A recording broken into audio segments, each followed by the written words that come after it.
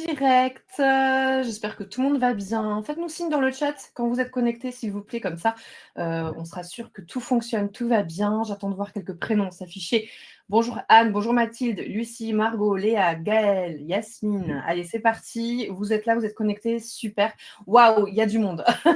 Je suis ravie de vous retrouver. Bon, c'est officiel, hein, ça y est, la rentrée est bien entamée, on y est, on est dedans, on est en plein septembre et c'est le bon moment pour faire un peu un récap des actus toutes chaudes autour de la paye. On est là pour ça aujourd'hui. On a 2 invités et c'est notre rendez-vous maintenant récurrent avec notre partenaire Kelio qui nous fait le plaisir à chaque fois d'aborder ces actus dont vous avez tous besoin.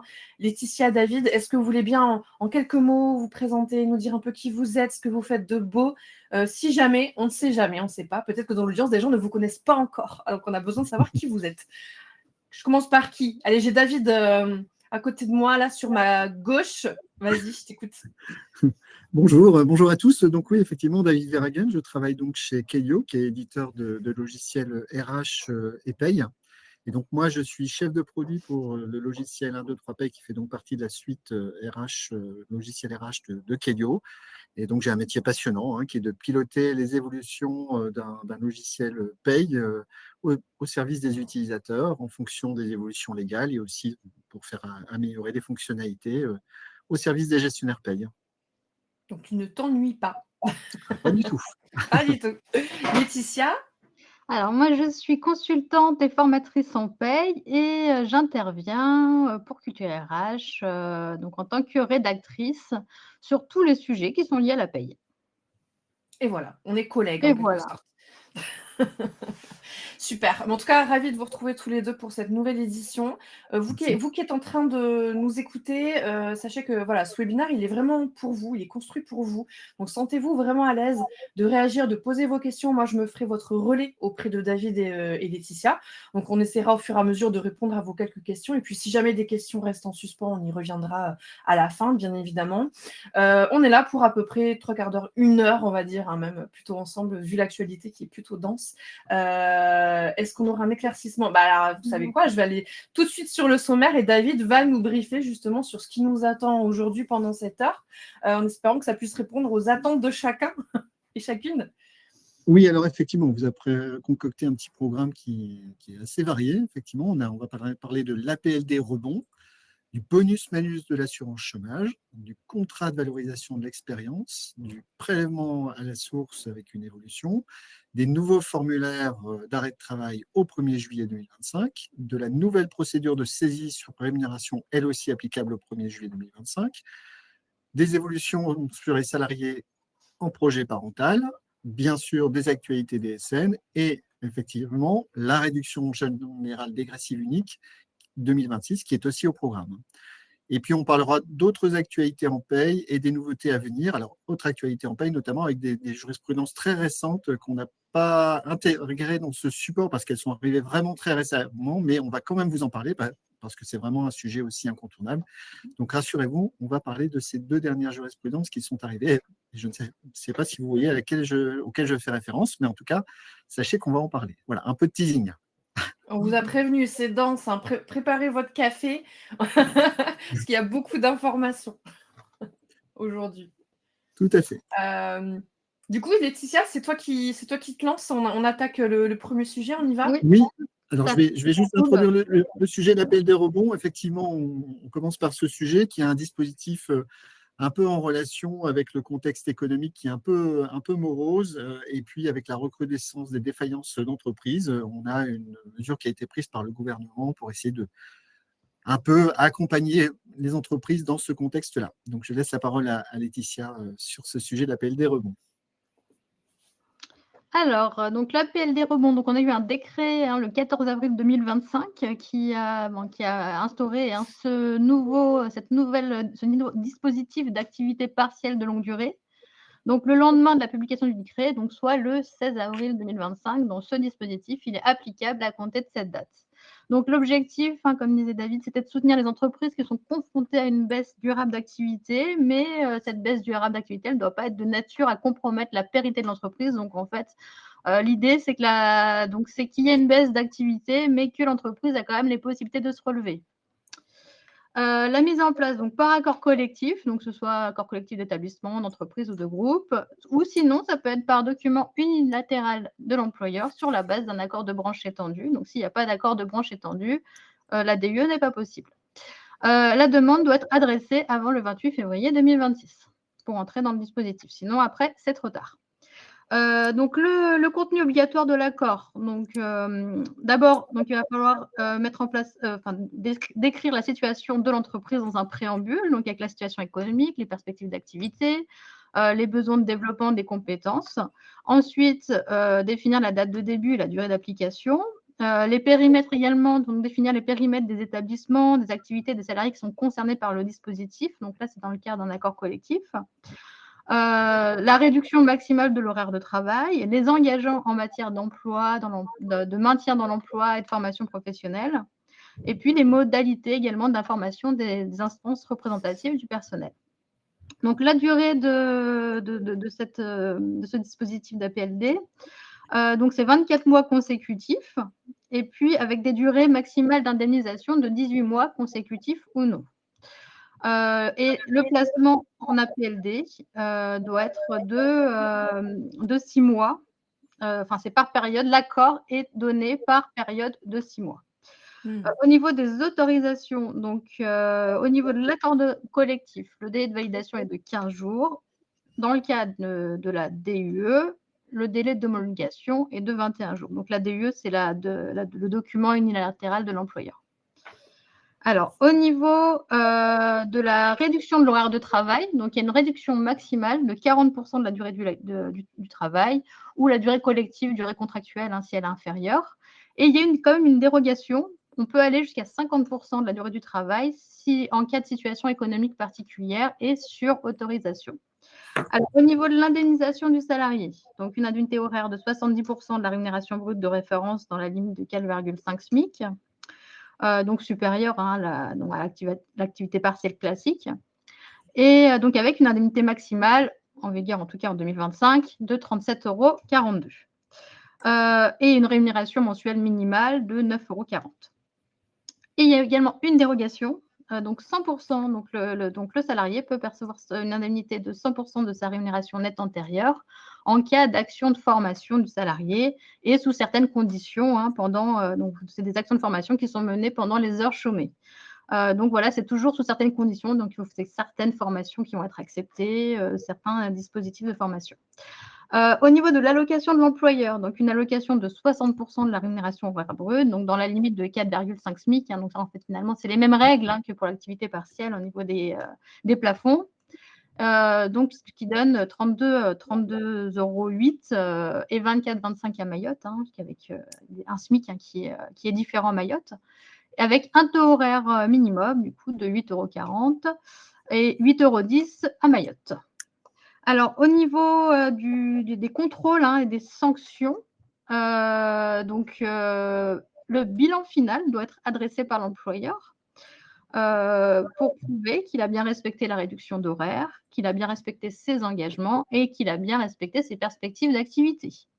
Et s'il n'a pas fait le nécessaire, ou s'il a, par exemple, engagé des licenciements économiques, et s'il n'a pas respecté la réduction maximale, par exemple, il va avoir des sanctions, et sa sanction, c'est de devoir rembourser l'État des allocations. Donc, attention, ne pas faire n'importe quoi.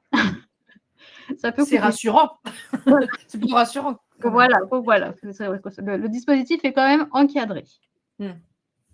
Très clair. Je ne vois pas spécialement de questions. Ça a l'air d'être clair jusqu'ici. Ok, on va passer à la suite sur le bonus-malus de l'assurance chômage. Donc là, on va rentrer dans la 4e et dernière période de modulation pour ce dispositif-là, et à savoir, donc jusqu'au 28 février 2026, et à savoir qu'au 1er mars 2026, il y a un nouvel avenant qui a été signé avec un aménagement du dispositif actuel. Donc je vais laisser la parole à David qui va vous expliquer tout ça. Très bien. Merci Laetitia.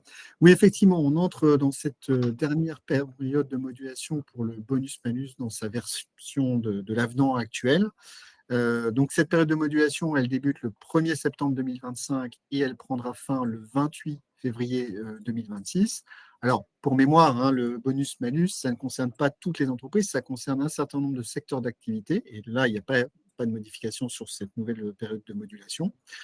Quel est le principe de ce bonus-malus? En fait, le but, en fait, c'est de dissuader les entreprises de trop recourir à des contrats précaires dans certains secteurs d'activité. Et donc, le calcul du bonus ou du malus en faveur des entreprises va s'appliquer avec un ratio en fait, entre le taux de séparation des entreprises concernées et le taux moyen de séparation dans leur secteur d'activité. Donc, plus on a un taux qui diverge du secteur d'activité auquel on appartient, un taux de séparation, donc taux de rupture des contrats de travail, bien plus le taux sera divergent par rapport au taux normal d'assurance chômage qui est de 4%.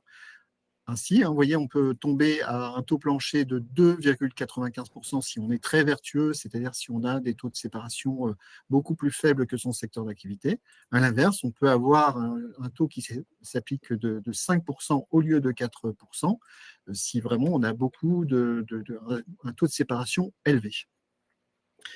Donc, voilà, pour cette dernière période de modulation, et effectivement, comme le disait Laetitia, on a à partir du 1er mars 2026 de nouvelles règles qui sont censées s'appliquer.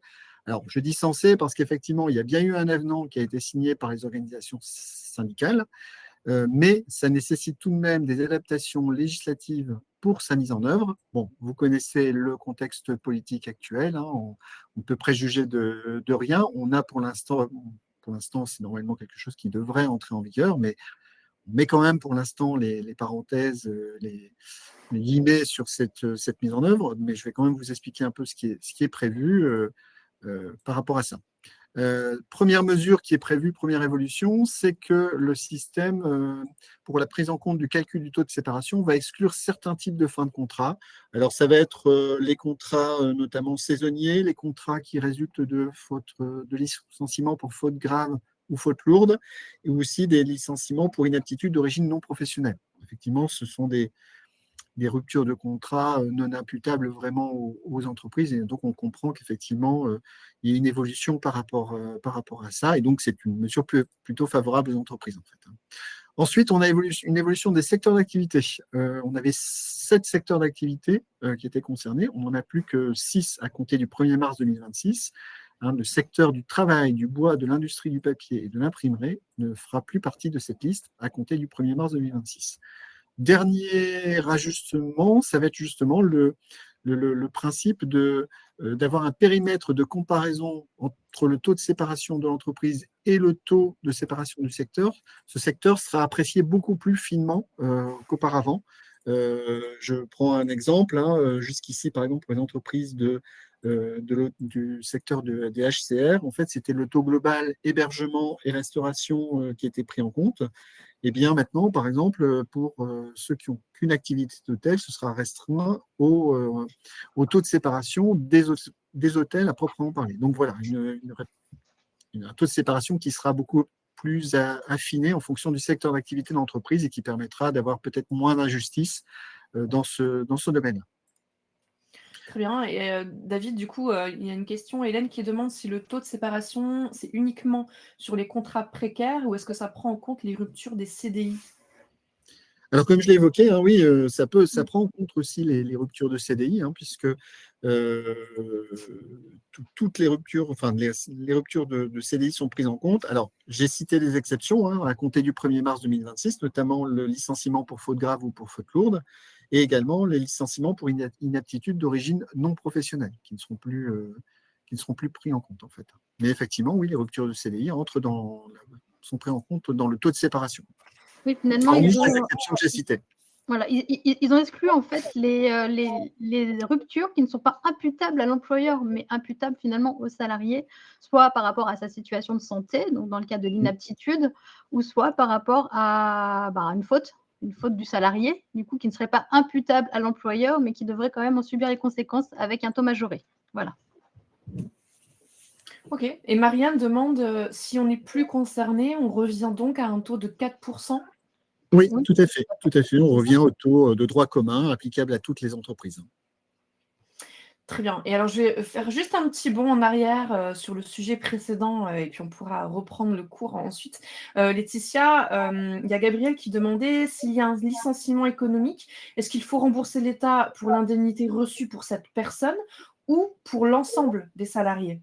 Alors oui, le décret, il précise que c'est un remboursement de tout ou partie de l'allocation versée à l'employeur.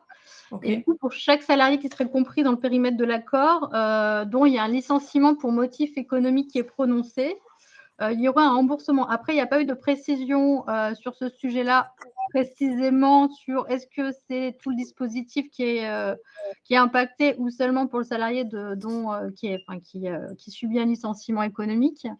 Mais en tout cas, la notion dans le décret, il est bien précisé que c'est tout ou partie. Ok. Voilà. Je n'ai pas forcément plus de détails techniques à ce stade. C'est déjà bien. Et donc, je refais un bond en avant, David. Lavinia qui demande qu'en est-il des contrats d'insertion, les CDDI? CDDI, alors c'est une question bien spécifique. Oui. Je n'ai pas l'information là tout de suite à portée de main, désolé. En tout cas, c'est pas un CDD en tout cas qui a été dans l'avenant, Concerné qui par est une nouvelle. mentionné en tout cas comme une exclusion. Donc après, voilà, à voir s'il va y avoir des précisions complémentaires via des questions-réponses. Voilà, parfois on peut avoir des précisions complémentaires sur des dispositifs par une mise à jour de questions-réponses sur le ministère du Travail. Mais là, il va falloir attendre parce que là, on est encore en septembre 2025. À savoir que de toute façon, l'avenant n'a pas encore été validé par les pouvoirs publics et que voilà, on doit quand même attendre qu'il y ait des validations. Il peut peut-être y avoir des modifications entre-temps et on en saura plus, à mon avis, début 2026. Ok, très clair. Donc, belle entrée en matière. Est-ce que ce bonus-malus, il porte un nom? Il s'appelle comment? C'est Marine qui demande ça dans le chat. C'est son nom officiel, oui. C'est comme Moi, ça. je connais surtout ce terme-là, oui. Ça fait référence un peu à une notion d'assurance. C'est l'assurance chômage, donc Le bonus-malus. bonus de l'assurance chômage. Après, c'est vrai qu'il s'appelle comme ça. Après, l'appellation officielle, elle est peut-être un peu différente, mais on va dire généralement. Voilà. Son nom usuel est bien celui-là, oui. Ok, très clair. Merci à vous deux. On peut du coup, je pense, avancer sur le sujet suivant. Je vois pas forcément d'autres questions. Okay, merci pour vos questions d'ailleurs. Donc, on passe au contrat de valorisation de l'expérience. Alors, en fait, l'objectif de ce nouveau type de contrat, en fait, c'est de renforcer l'employabilité des seniors en levant les freins spécifiques à l'embauche pour cette catégorie de salariés. On le sait, avec le repoussement de l'âge de la retraite, effectivement, on a beaucoup plus de seniors dans l'emploi. Encore faut-il qu'ils soient en emploi jusqu'au terme de la mise en retraite. Et donc, effectivement, c'est un des enjeux et des objectifs de ce contrat de valorisation de l'expérience. Alors, le contrat de valorisation de l'expérience, donc le fonctionnement. Alors, à savoir, il n'est pas encore adopté définitivement. Il a été adopté en commission mixte paritaire le 4 juillet 2025 et il devrait de nouveau être examiné à l'Assemblée nationale à la rentrée parlementaire qui est prévue au 1er octobre 2025. Voilà, donc, je reprécise. Donc, pour qui c'est les demandeurs d'emploi d'au moins 60 ans et 57 ans si en cas d'accord de branche étendue. Et puis, c'est des demandeurs d'emploi qui ne peuvent pas encore bénéficier de leur retraite à taux plein. Et la condition également, c'est de ne pas avoir été employé dans l'entreprise ou dans le groupe durant les 6 mois précédents. Donc, voilà pour les salariés éligibles au dispositif. Alors, comment ça marche? Donc, c'est un CDI pour le moment expérimental, donc pour une durée de 5 ans. Donc, il faut d'abord que le salarié justifie à l'employeur sa date prévisionnelle de retraite à taux plein. Et puis donc au niveau de ce contrat, il y a une mise à la retraite possible dès le taux plein atteint avec une procédure de mise à la retraite qui est simplifiée pour l'employeur. Donc comme j'ai dit tout à l'heure, ce projet de loi a été adopté au Sénat le 10 juillet 2025 avec avant une adoption en commission paritaire le 4 juillet 2025 et donc voilà, on est en attente pour le moment d'un examen à l'Assemblée nationale pour valider ce projet de loi. ce nouveau dispositif de contrat senior. Alors, au niveau du traitement de paye, donc pas d'exonération de cotisation spécifique sur la rémunération des salariés qui seront en CVE, mais il y a l'indemnité de mise à la retraite qui serait exonérée de la contribution patronale spécifique de 30%. Donc, voilà la spécificité. Et puis, donc cette exonération, elle est valable pendant 3 ans. Donc, pourquoi 3 ans, sachant que le CVE est d'une durée de 5 ans, c'est qu'ils ne peuvent pas faire une exonération au-delà de 3 ans sans passer par une loi de financement de la sécurité sociale. Donc, au bout de 3 ans, il pourra y avoir dans une loi de financement de la sécurité sociale une prolongation encore de 2 ans pour aller donc jusqu'aux 5 ans de la durée expérimentale de ce CVE. Et puis, peut-être que ce CVE sera mis en place de manière pérenne au bout des 5 ans si on voit qu'il y a plutôt un résultat positif sur l'emploi des seniors. Alors, au niveau de la DSN, donc à savoir que la loi n'a pas encore été adoptée définitivement, mais il y a déjà une communication du GIP-MDS sur la déclaration DSN du CVE, donc en amont de l'adoption. Donc, bon, c'est pour preuve qu'il n'y a pas de souci sur son adoption. Quand notre entreprise diffuse une communication, c'est qu'en général, c'est plus ou moins acté. Donc, ce contrat devra être déclaré donc, en nature de contrat, donc dans le bloc 40007, avec le code 01 CDI de droit privé, et avec, donc, au niveau du dispositif, donc le bloc 40008, le code 83, contrat de valorisation de l'expérience. Donc, je vous ai mis dans le support de présentation que vous allez pouvoir télécharger. Enfin, je crois. Oui, on va vous le mettre à disposition. Voilà, vous le mettre à disposition, voilà. Donc, la fiche DSN, vous pourrez trouver toutes les modalités déclaratives de ce contrat de valorisation de l'expérience. Donc, Léa, dans le chat, demandait quelle forme le contrat devra-t-il prendre? Doit-on préciser la mention CVE? Mais je pense que tu y as répondu, en quelque sorte, puisque tu disais que la nature du contrat, on est sur du CDI de droit privé. Alors là, c'est la DSN. Là, c'est de la déclaration de DSN. Après, sur le contrat… D'un point de vue contractuel, ce sera un modèle spécifique ou On n'a pas de précision là-dessus. Pas encore. Pas forcément, en réalité. Mais il n'y a pas de disposition. En tout cas, dans la loi, il n'y a pas de disposition particulière sur la rédaction du contrat. Donc, ça peut être tout à fait un contrat avec les clauses habituelles d'un CDI. Après, peut-être que, voilà. Pour le moment, en tout cas, pour le moment, on n'a pas d'informations sur des obligations. Plus. En tout cas, voilà. Qu'après, peut-être par précaution, à part mettre cette information dans le contrat, mais pour le moment, on n'a pas d'informations. Ok. Très clair.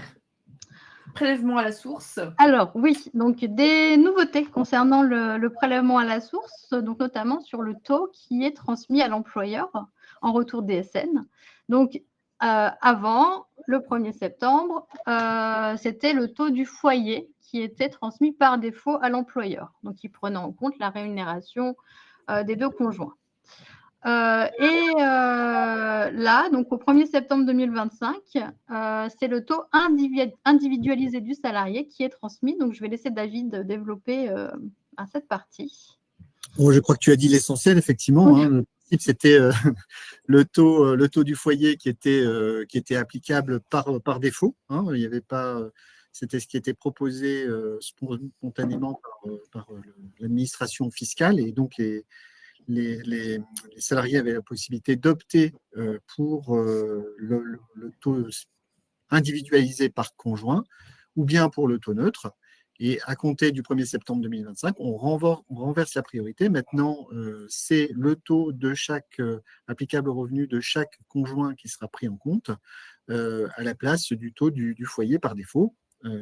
C'est une évolution légale qui est faite pour garantir une répartition des prélèvements entre les membres du foyer fiscal de manière plus équitable au regard des revenus propres de chacun des membres du couple marié ou pacsé. Ça suit un peu une évolution sociétale, effectivement, pour garantir l'égalité un peu homme-femme dans ce domaine-là. À préciser tout de même que pour l'employeur, la réforme est sans impact, puisque chaque année au 1er septembre via les CRM reçus via la DSN. Vous recevez les taux applicables à chacun des salariés de votre entreprise et donc ces CRM, ces nouveaux taux seront notifiés selon les formes habituelles dans le compte-rendu métier DGFiP nominatif. Donc pas d'évolution, pas de formalisme spécifique pour les entreprises dans le cadre de cette réforme. Très clair. Et alors, il y a juste Marianne qui voudrait bien repréciser si le salarié a choisi le taux du foyer, son choix, est-ce qu'il est maintenu? Est-ce que ce taux est applicable si aucun choix n'est fait? Alors, maintenant, à partir du 1er septembre 2025, ce qui va être proposé par défaut, c'est le taux individualisé en fonction des revenus de chaque conjoint. Et ce sera donc aux salariés, s'ils souhaitent maintenir le taux du foyer, à aller sur le site de la DGFiP pour demander l'inversion, en fait, et que ce soit le taux du foyer qui soit pris en compte. OK. Son espace personnel, impôts.gouv. Voilà. OK. Très clair. Merci. À titre personnel, par exemple, j'ai reçu un mail d'alerte de la DGFiP qui m'alertait de ce dispositif. Donc, les salariés ont dû être informés à ce titre. Il y a quelques jours, on a reçu un mail disant donc je pense que tous les administrés ont dû être informés. Oui, je ne pense pas avoir un lien particulier avec les impôts. Oui, voilà. Pas non plus. Laetitia, tu l'as bien reçu, tu confirmes? Oui, je l'ai reçu également. Okay. C'est une mesure personnelle, alors je suis rassuré. Voilà. On voit qu'il y en a qui sont des VIP. OK, on note. Alors, on enchaîne avec les nouveaux formulaires d'arrêt de travail. Alors, à partir du 1er juillet 2025, alors, c'est en fait la motivation de cette évolution, notamment, c'est qu'on est dans un contexte de fraude grandissant aux arrêts de travail. Alors, on a des chiffres. La fraude aux arrêts de travail, ce serait 42 millions en 2024 contre 17 millions en 2023, donc un bond quand même significatif. Et donc, dans ce cadre-là, le gouvernement a fait évoluer le formulaire CERFA pour limiter ces cas de fraude. Alors, au niveau… excusez-moi, je suis en train de lire le chat en même temps parce que je vois que les mails n'avaient pas été reçus, en fait, par tout le monde. C'est ce que je leur disais, je pense que c'est par vague, parce que moi non plus, je n'ai pas reçu. Et à mon avis, ça doit être par vague. Ça doit être par vague, probablement. Bon, alors, donc concernant ce formulaire, ce nouveau formulaire, donc en fait, il a été mis en place au 1er juillet, mais il y avait une tolérance entre juillet, enfin sur l'été juillet-août, le temps que les praticiens reçoivent les nouveaux formulaires. D'ailleurs, je crois qu'ils n'ont pas tous reçu les nouveaux formulaires et qu'il y a pas mal de polémiques sur le sujet. C'est comme le mail des impôts, c'est pareil. Voilà. Donc, ce formulaire, il est obligatoire à compter du 1er septembre 2025. Donc, en fait, c'est un formulaire sécurisé avec 7 points d'authentification, donc notamment une étiquette holographique, une encre magnétique, des bandes orange fluo.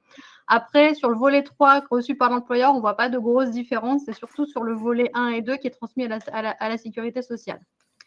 Alors, il y a aussi une priorité quand même au service de télétransmission des arrêts de travail, donc c'est-à-dire que les praticiens de santé sont incités, très fortement incités à utiliser les services de télétransmission au lieu des formulaires d'arrêt de travail papier et avec une incitation même financière, c'est-à-dire qu'ils reçoivent, s'ils transmettent s'ils ont un certain taux de télétransmission sur l'année, ils vont avoir des aides de l'État, des aides supplémentaires. Donc, il y a vraiment une incitation financière à passer par la télétransmission au lieu de passer pour les arrêts de travail papier.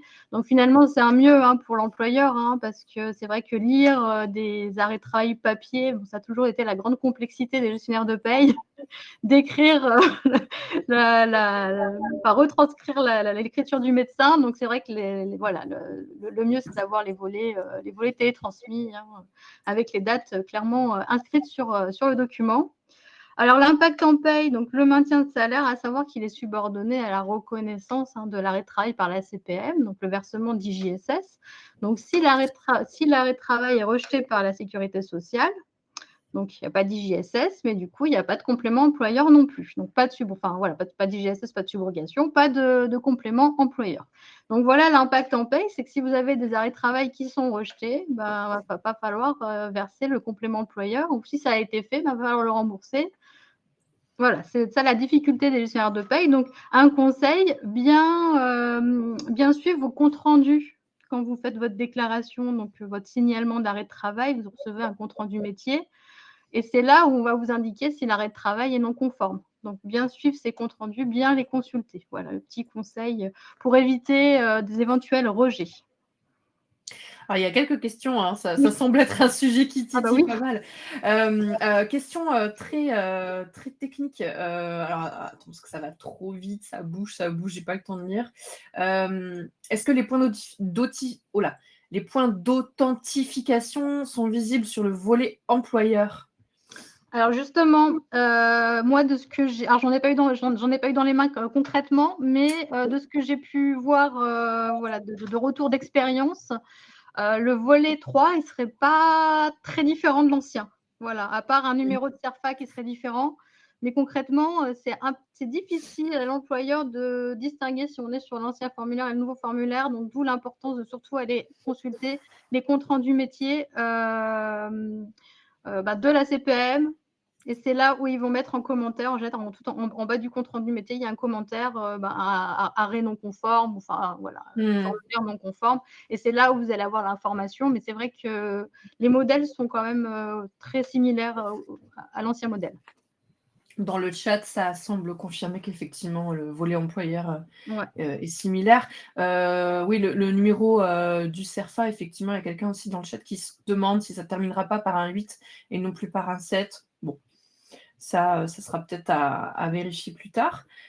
Combien de temps la CPM va mettre à traiter ces arrêts? Bon, je ne pense pas que vous ayez forcément la réponse. Il n'y a pas de différence. Enfin, si l'arrêt est conforme, il n'y a pas de différence avec l'ancienne procédure. C'est juste que s'il n'est pas conforme, l'arrêt est rejeté. Donc, le salarié va être informé par la CPM que son arrêt n'est pas conforme et il va falloir qu'il retourne voir son médecin pour faire un duplicata d'arrêt de travail conforme, ou soit peut-être via aussi une télétransmission si c'est possible. Ils ont peut-être vu des systèmes de reconnaissance automatique, un peu comme les lectures de billets de banque qu'on a dans les surfaces, puisqu'on voit qu'il y a des étiquettes holographiques. Ça ressemble un peu au système des billets de banque, en fait. Donc, je pense qu'ils doivent s'être équipés du matériel adéquat. C'est ça. Pour éviter les fraudes aux arrêts de travail. Alors, j'essaie de capter d'autres questions au passage. J'en prends une autre. Hop, ça fait que bouger. Alors, Laurie, est-ce qu'on indique quand même le salarié en arrêt maladie sur le bulletin de paye si l'arrêt n'est pas reconnu par la CPM? Est-ce qu'on doit indiquer un autre type d'absence? Alors, moi, je dirais que si vous le mettez en maladie, il n'est pas reconnu par la sécurité sociale. Donc, pour moi, il n'est pas en arrêt. Alors après, peut-être David a une autre interprétation. Il n'est pas en arrêt de travail. Après, c'est délicat. Qu'est-ce que je mets? Voilà. Est-ce que je le mets en congé sans solde, en absence sans solde en attendant? Oui, je partage ton avis. Je pense qu'effectivement, à partir du moment où ce n'est pas reconnu par la sécurité sociale, ça ne peut pas être traité considéré comme un arrêt maladie. Et donc, potentiellement, c'est une absence non valide, donc non rémunérée, effectivement. Et éventuellement avec régularisation sur la paye prochaine, si jamais le salarié se met en conformité au niveau de son arrêt de travail, posteriori, il y aura un paiement de la sécurité sociale et à ce moment-là, il faudra rebasculer cette absence sans solde, cette absence non rémunérée en absence éventuellement rémunérée s'il maintient de salaire. Et voilà. C'est ça la complexité finalement de ce nouveau formulaire. Après, à partir d'un... Là, c'est les débuts peut-être qui sont compliqués parce que les praticiens, ils ont encore peut-être des anciens formulaires. Après, je pense que dès qu'on attendra quelques mois de pratique, il n'y aura plus de soucis. Bon, j'espère que ça aura répondu à vos quelques questions. J'ai vu qu'il y avait un peu de flou, mais voilà. En tout cas, voilà, à l'instant T, tout ce qu'on peut vous partager. Je vous propose qu'on avance sur le prochain sujet. Tout à fait. La saisie sur rémunération. Il y a du nouveau? Oui, donc au niveau de la saisie sur rémunération, donc on a une nouveauté au 1er juillet 2025 sur la procédure. Donc, note alors à savoir que ça concerne seulement la saisie sur rémunération, mais pas l'avis à tiers détenteur ou la procédure de paiement direct de pension alimentaire. Donc, je vais laisser la parole à David qui va vous expliquer tout ça. Très bien, oui, effectivement, l'objectif de cette réforme, c'est d'avoir un nouvel interlocuteur pour les employeurs qui sera le commissaire de justice et qui remplace le juge de l'exécution. Le but, c'est de déjudiciariser, ça y est, j'y suis arrivé du premier coup, je suis content, la procédure pour justement l'alléger, faire en sorte que ce soit plus facile à mettre en œuvre et plus efficace. Donc. Alors, globalement, en fait, il y a surtout un impact sur les procédures de saisie. Et là, il faut faire une distinction entre les saisies qui étaient en cours au moment où la réforme est entrée en vigueur et celles qui vont entrer en vigueur après cette nouvelle réforme. Donc, si on prend d'abord le cas des saisies en cours, qui étaient en cours au 30 juin 2025, eh bien, dans ce cas-là, la saisie qui était en cours, elle s'arrête jusqu'à la notification de la reprise de la saisie par le commissaire de justice. Donc, si vous aviez des saisies arrêts en cours, effectivement, il faut attendre que le commissaire de justice vous envoie une notification. Sinon, vous n'êtes plus autorisé à prélever la saisie qui vous avait été notifiée précédemment. Dans le cas où c'est une nouvelle saisie qui intervient à compter du 1er juillet 2025, là, vous devez recevoir du commissaire de justice un procès-verbal de saisie à l'employeur qui lui-même fait suite à un commandement de payer qui aura été notifié aux salariés par ce commissaire de justice et qui sera resté sans effet au-delà d'un mois. Donc, le salarié a un mois pour réagir avant que le commissaire de justice ne s'adresse à l'entreprise pour obtenir la saisie de cette somme. Donc voilà, en gros, le principal de cette modification, il y a en fait un nouvel interlocuteur et une période de transition à gérer pour les saisies qui étaient en cours au 30 juin 2025. Pour le reste, les obligations de l'employeur vis-à-vis du commissaire de justice, elles ressemblent beaucoup à l'ancien système. Bien sûr, l'employeur a l'obligation de verser la part saisissable au commissaire de justice. Il a aussi des devoirs d'information lors de la notification de la saisie, notamment dire si la personne est toujours bien salariée chez elle, si elle a d'autres saisies en cours type avis à tiers détenteur ou pension alimentaire. Et puis, il y a un devoir d'information aussi pendant la durée de la saisie, notamment si le contrat de travail est rompu, ou bien s'il y a une suspension de contrat qui fait qu'il n'y a plus de salaire versé et donc il n'y a plus de saisie opérable pour le moment. Et puis, dernière obligation, c'est de poursuivre la saisie jusqu'à épuisement de la somme à prélever ou jusqu'à notification de la main levée qui serait notifiée par le commissaire de justice suite au remboursement de sa dette par le salarié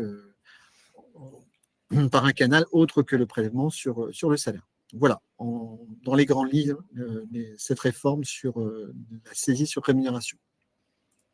Très clair. Alors, il y a Marie qui veut juste... pardon, pas Marie. Mathilde qui veut bien verrouiller l'information. Cette nouvelle règle ne concerne pas les SATD, donc c'est les saisies administratives. C'est les avis à tiers détenteurs, oui, effectivement. Voilà. Ça ne concerne pas les avis à tiers détenteurs. Ça, ce sont des dettes de nature fiscale. Et là, c'est l'administration fiscale a ses propres procédures pour obtenir le paiement de l'impôt, des dettes fiscales. Ok. Très clair. Alors, on enchaîne avec les salariés en projet parental, avec de nouvelles autorisations d'absence. Là aussi, le droit du travail il est très lié aussi à la société et aux évolutions sociétales. Et donc, effectivement, on jongle vraiment entre les sujets, là. Égalité homme-femme, on revient toujours à l'égalité homme-femme. Oui. Voilà, tout à fait. Plutôt femme-homme. On est plutôt femme-homme que homme-femme, d'ailleurs, maintenant. Et donc, je laisse Laetitia pour nous exposer ça. Voilà. Alors, donc c'est la loi 2025-595 du 30 juin 2025, donc visant à protéger les personnes engagées dans un projet parental de discrimination au travail. Donc, je vous ai mis le lien de la loi, vous pourrez le consulter. Donc, une protection, donc l'idée, voilà, c'est de mettre en place une protection renforcée pour tous les salariés qui sont en projet parental. Donc, projet parental, donc, la grossesse d'une part, mais il y a aussi la PMA, il y a aussi l'adoption. Donc, voilà, c'est vraiment tout englobé, tout le projet parental. Donc, c'est interdiction de toute discrimination qui sont liées au projet parental, donc discrimination à l'embauche, à la rémunération, à la mutation, sur des ruptures de contrat, etc. Et puis, un aménagement de la charge de la preuve. Donc, ce n'est pas aux salariés de justifier qu'il y a eu discrimination, mais c'est à l'employeur qui doit justifier l'absence de discrimination. Donc, c'est quand même une petite nuance, mais qui a toute son importance. Donc, c'est actuellement ce qui est le cas dans le cas d'une discrimination liée à la grossesse. Au niveau de la PMA, Des absences pour actes médicaux qui sont étendus aux hommes. Donc, à l'heure actuelle, il y avait des absences pour les actes médicaux liés aux femmes, mais les hommes ont également des actes médicaux dans le cas d'une PMA. Même ça peut aller même jusqu'à des opérations. Donc voilà, c'est des actes médicaux du coup qui sont des absences qui sont prévues également pour les hommes. Et du coup, en parallèle, une autorisation d'absence qui sont étendues à la conjointe, à la partenaire, à la concubine. Comme c'est le cas pour l'homme pour accompagner sa femme qui doit subir des actes médicaux. Donc, 3 examens médicaux pris en charge donc, par ces absences. Et l'absence est rémunérée et considérée comme du travail effectif. Au niveau de l'adoption, donc c'est des absences rémunérées pour les entretiens d'agrément. Donc, à savoir que pour le moment, ce volet adoption n'est pas encore applicable parce qu'on est en attente d'un décret d'application. Pour définir, donc dans ce décret d'application, on va également définir les modalités de prise de séjour et puis le nombre de jours autorisés. Donc pour le moment, finalement, on n'a que la protection renforcée pour le projet parental et puis le volet PMA qui est applicable donc du coup au 2 juillet 2025 et pour le reste, on attend ce décret d'application qui pour le moment va prendre un petit peu de temps parce que le gouvernement, qui n'est pas encore d'ailleurs, on connaît le Premier ministre, mais on ne connaît pas encore le gouvernement, n'est pas encore nommé et il y a d'autres sujets sur le feu, on va dire. Donc voilà, pour le moment, je pense que ça va quand même attendre un petit peu, un petit délai, le temps qu'ils travaillent sur ce décret d'application. Et du coup, ça répond, ça répond d'une façon à la question d'Anne-Laure qui demande combien de jours d'absence. Du coup, pour l'instant, c'est Alors pas pour fixé. le PMA, non, pour le PMA, on a l'info. C'est vraiment pour l'adoption qu'on n'a pas l'info. Donc pour la PMA, c'est 3 examens. Donc c'est sur ces 3 examens médicaux. 3 jours. Voilà, 3 jours. Mais en jours, c'est quoi? 3, ça dépend, ça peut être des demi-journées aussi. Ça va dépendre en fait D'accord.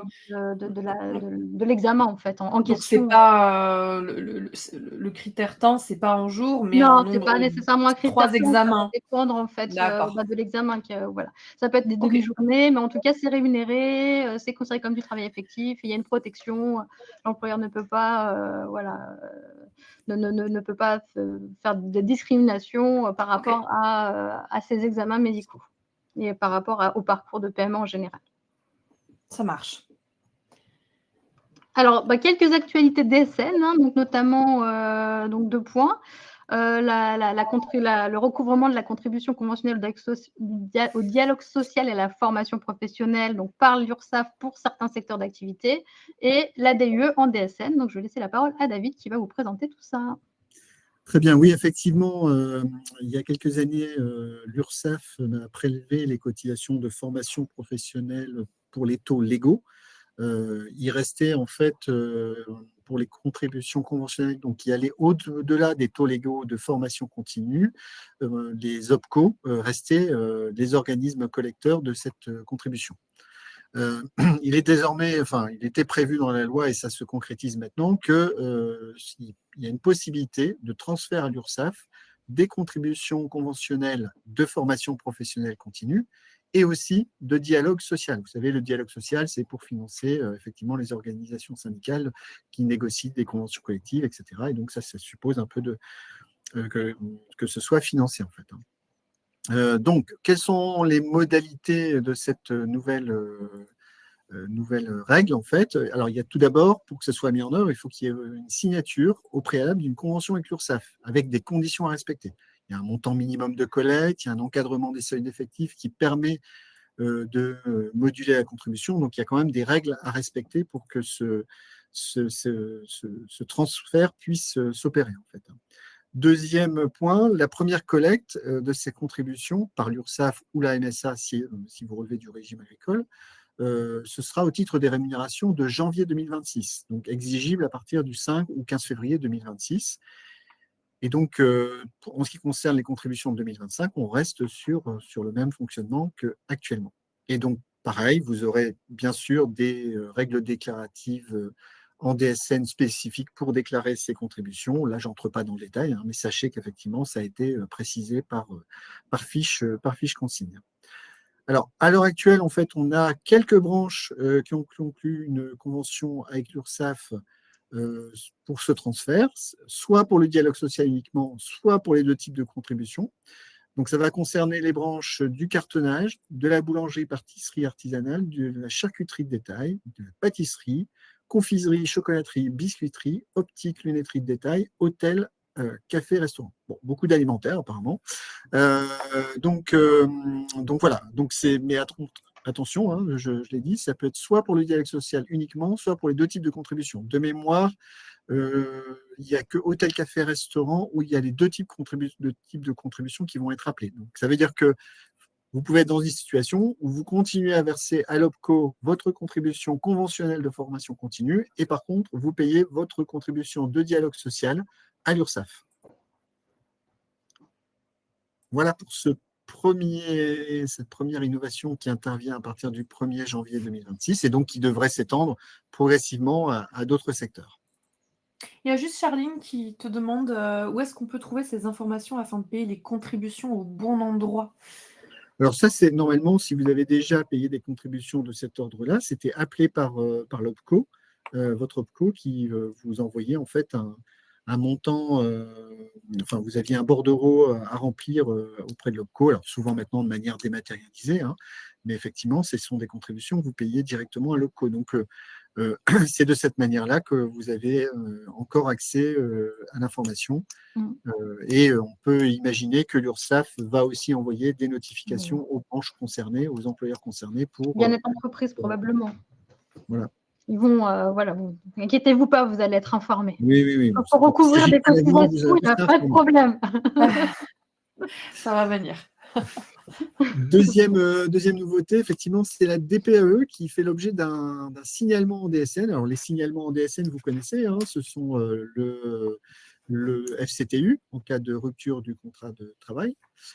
C'est également le signalement arrêt de travail quand vous avez un salarié en arrêt de travail pour pouvoir obtenir le paiement des IJSS pour votre salarié ou pour l'entreprise en cas de subrogation. Et puis, on a aussi le signalement ADV, amorçage des variables, notamment qui permet pour un nouveau salarié d'obtenir son taux passe individualisé dans le cadre d'une embauche récente. Et puis voilà, un petit dernier qui vient compléter la famille des signalements, c'est la DPAE. Alors la DPAE, tout le monde connaît, hein. C'est une formalité qui permet de déclarer l'embauche d'un salarié auprès de différentes administrations, et notamment pour contrôler le travail, éviter le travail dissimulé. Donc c'est une formalité quand même très importante. Donc à compter de 2026, eh bien effectivement, on pourra passer par un signalement DSN pour envoyer cette déclaration préalable à l'embauche. Alors, ça va concerner pour l'instant le champ d'application tous les salariés du régime général à l'exclusion des salariés en contrat de travail temporaire.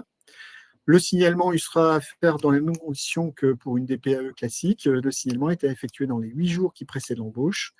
Et après transmission de ce signalement, vous recevez un compte rendu métier qui sera mis à disposition du déclarant. Alors, précision importante, hein, il n'y a pas d'obligation d'utiliser ce signalement.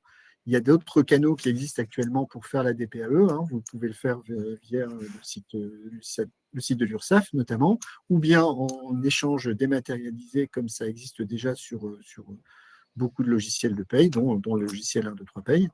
Et donc, bon, il n'y a pas vraiment à ce jour, je pense, de vraie valeur ajoutée à cette déclaration préalable à l'embauche. À ma connaissance, il n'y a pas de service supplémentaire par rapport aux canaux de transmission qui existent actuellement.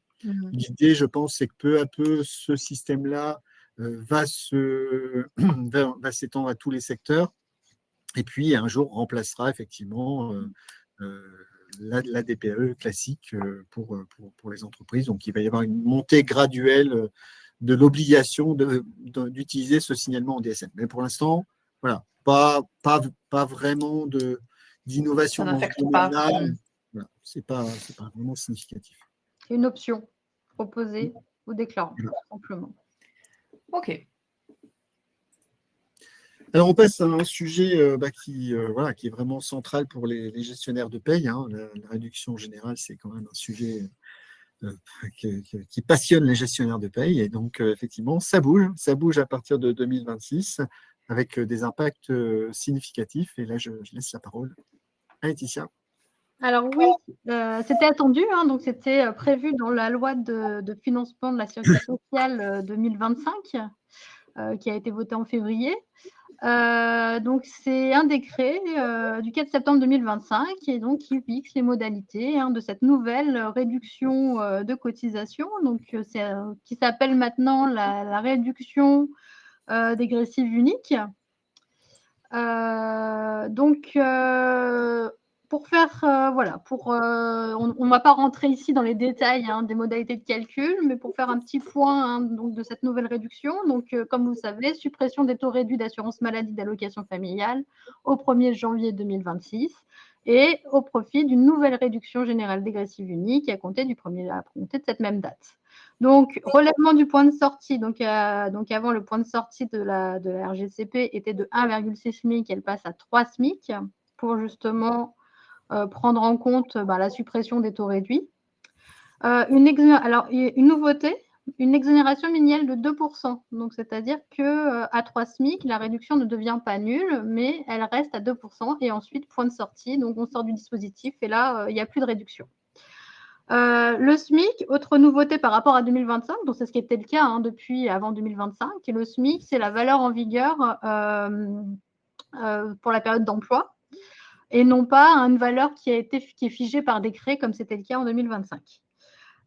Et donc, il y a également des précisions sur la notion d'éléments de paye non impactés par l'absence. Donc, dans le décret, il y a des précisions pour la proratisation du SMIC. Donc, c'est quand vous avez une absence en cours de mois, donc que ce soit une entrée-sortie ou une absence non rémunérée, donc le SMIC doit être proratisé d'une certaine manière. Donc je ne vais pas rentrer dans les détails techniques, mais sachez que Net Entreprise a publié une fiche, donc que je vous ai mis dans le support de présentation, qui détaille toutes les modalités techniques de la proratisation du SMIC en cas d'absence avec des exemples concrets, des primes qui peuvent éventuellement rentrer, même s'il n'y a pas de liste exhaustive, parce que tout va dépendre des éléments de paye, mais des éléments de paye qui rentrent dans la formule de la proratisation et d'autres qui doivent être exclus d'une part et d'autre donc de la formule de proratisation, et avec également un outil, un arbre de décision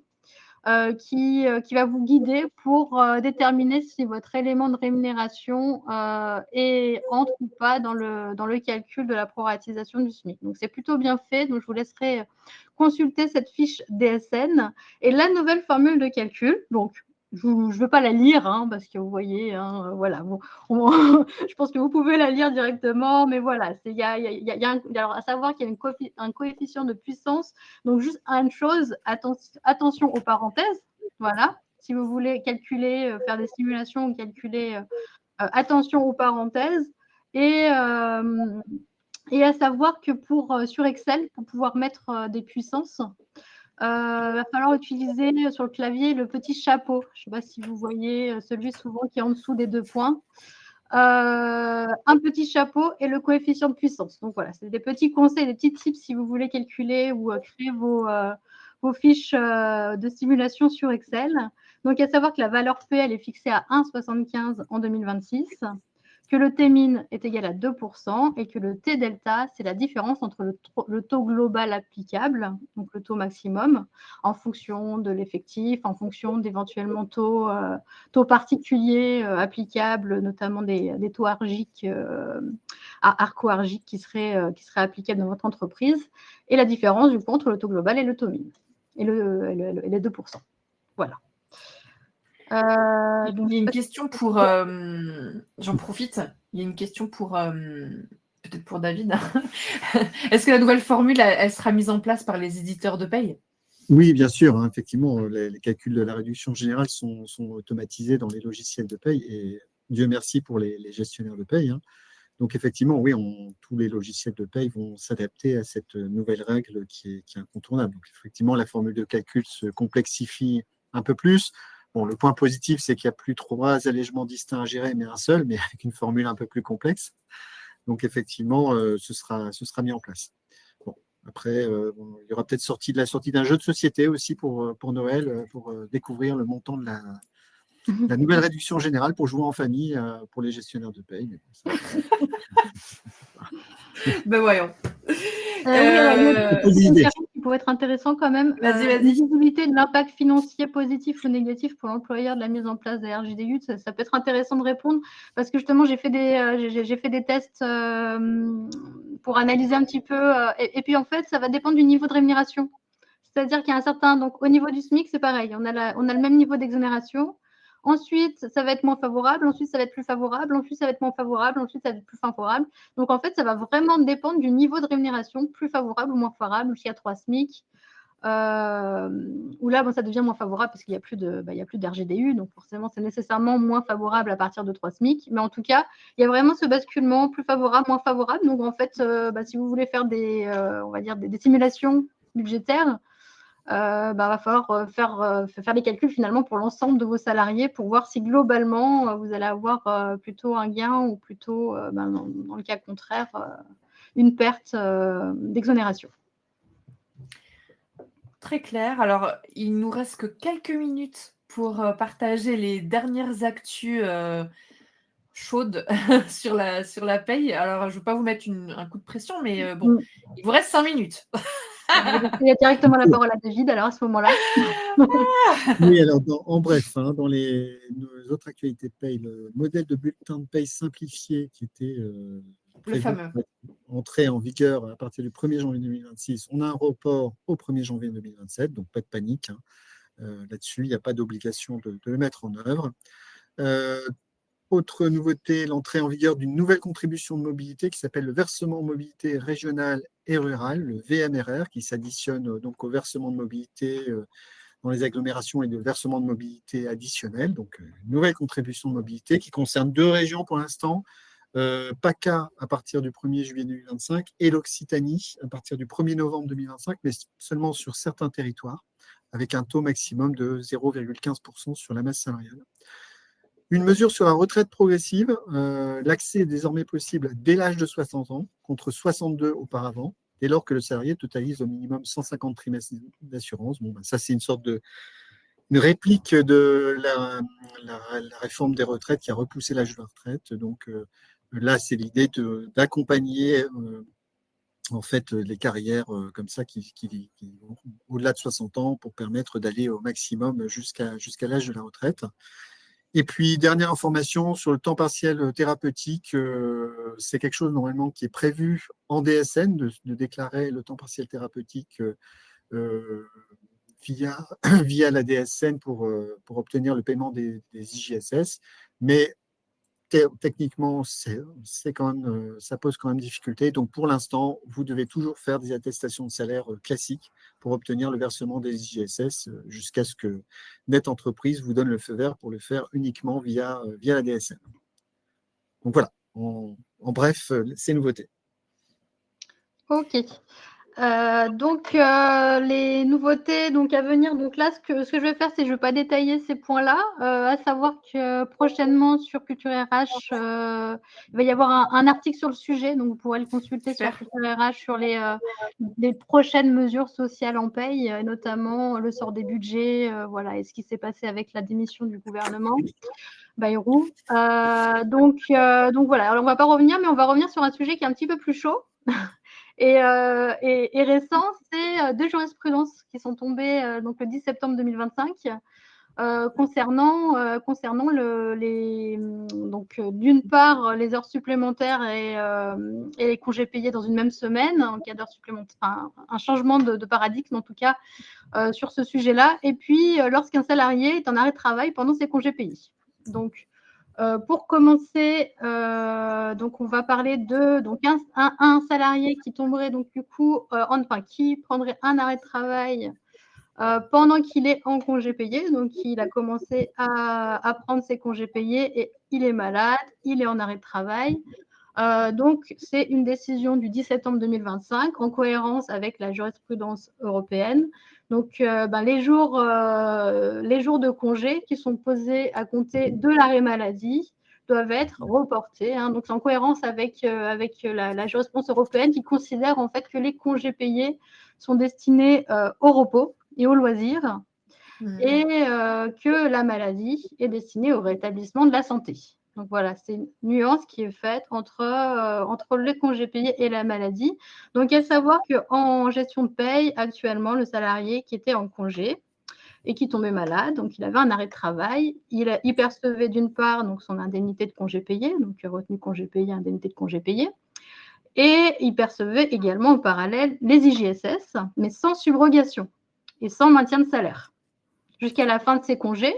Et à partir du moment où ses congés étaient terminés, il rebasculait au régime de maladie avec éventuellement maintien de salaire, le cas échéant. Ce qui change là au niveau de votre gestion, c'est que quand votre salarié est en arrêt de travail, vous suspendez les congés payés, il bascule directement en arrêt de travail, donc éventuellement avec la carence applicable en fonction de votre convention collective. Et donc, du coup, IJSS, maintien de salaire, comme un salarié lambda qui serait en arrêt de travail. Donc, voilà pour cette jurisprudence. Donc, il y a quand même vraiment un changement au niveau de votre gestion de paye. Donc, qu'est-ce qui va se passer au niveau du droit français? Donc, pour le moment, il n'y a pas forcément d'adaptation qui est prévue, mais peut-être que, comme ça a été le cas pour l'acquisition des congés payés pendant l'arrêt de travail, l'acquisition et les reports de congés, il y aura peut-être une disposition dans une future loi d'ADU, parce qu'il y en a régulièrement des lois d'adaptation du droit européen au droit français. Donc peut-être qu'il y aura justement quelque chose qui va être prévu dans ce sens pour l'intégrer dans le droit français, mais en tout cas, en attendant, prudence justement sur cette nouvelle application. C'est application à partir du... À partir du 10 septembre, j'ai envie de dire, parce que c'est à partir de la décision de l'arrêt de la Cour de cassation. Donc, à compter de maintenant, sans forcément dire on fait de la rétroactivité, mais en tout cas, à partir de maintenant, le conseil, en tout cas, c'est d'appliquer cette nouvelle disposition pour éviter de futures d'indemnité prud'homale en cas de litige avec un salarié. Donc, je vais laisser la parole peut-être à David pour la deuxième jurisprudence.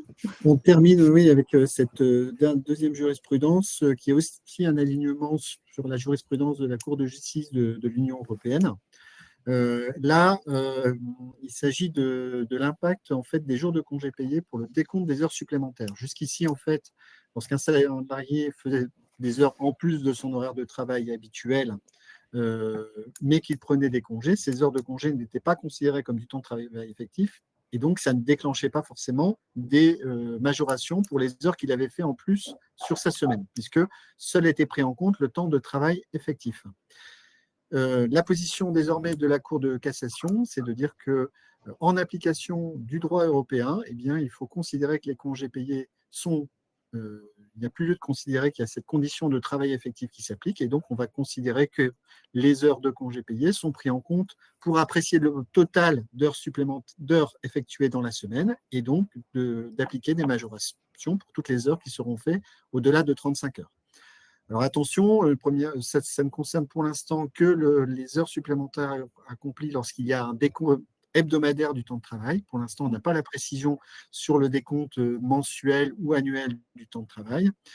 Donc voilà, pour cette mesure quand même importante, qui là aussi, effectivement, s'agissant d'une jurisprudence, prend effet immédiatement, puisque c'est une interprétation du droit existant. On peut même effectivement se poser la question de la rétroactivité. Là, on aura certainement des précisions dans les semaines à venir, mais normalement, quand il y a jurisprudence, c'est application d'un texte existant.